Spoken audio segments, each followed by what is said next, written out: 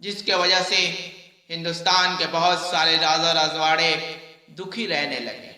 इन्हीं में थी रानी लक्ष्मीबाई, जो कि चाहती थी कि उनके हस्बैंड के डेथ होने के बाद उनका एडप्ट किया हुआ सन झांसी का राजा बने, मगर इसके लिए ब्रिटिश ईस्ट इंडिया कंपनी तैयार ही नहीं हुई।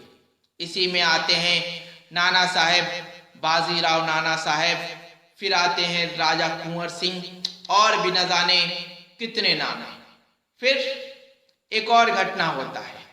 उस समय ब्रिटिश आर्मी में इंडियन लोग ज्यादा काम किया करते थे, तो 60,000 ब्रिटिश सैनिकों को जो ब्रिटिश आर्मी से, जो कि हिंदुस्तान के रहने वाले थे, उन्हें निकाल दिया गया, क्योंकि वह अपने साथी मंगल पांडे के फांसी का विरोध कर रहे थे, जिसके वजह से वह 60,000 सैनिक नाराज होकर अपने अपने गांव में बैठे हुए थे। लॉर्ड डलहौजी ने इसी बीच एक और ऐलान किया कि बहादुर शाह जफर मुगल एम्पायर के आखिरी रूलर होंगे।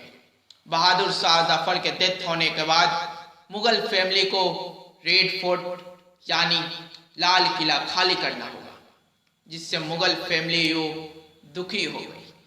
और जो 60,000 सैनिक ब्रिटिश आर्मी से निकाल दिए गए थे, वो 60,000 सैनिक अब रिवोल्ट कर देते हैं।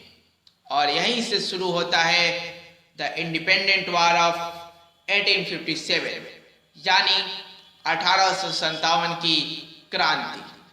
और वो 60,000 सैनिक जब रिवोल्ट कर कर लखनऊ से धीरे धीरे से कब्जा करते हुए दिल्ली पहुंचते हैं, और उस समय के बूढ़े पड़ चुके बहादुर शाह जफर को कहते हैं कि हम आपको पूरे हिंदुस्तान का राजा बनाते हैं और आप यहाँ पे राजा बनिए, और बहुत सारे छोटे छोटे राजा रजवाड़ों से इस लड़ाई में पार्टिसिपेट करने के लिए हेल्प मांगिए। बहादुर शाह जफर पहले तो थोड़ा इतराए, मगर उन्होंने इसे स्वीकार कर लिया और उन्होंने लेटर लिखकर बहुत सारे राजा रजवाड़ों से जो हेल्प मांगे। बहुत सारे लोगों ने हेल्प किया और बहुत सारे राजा रजवाड़े जो ब्रिटिश ईस्ट इंडिया कंपनी के साथ जाकर मिल गए।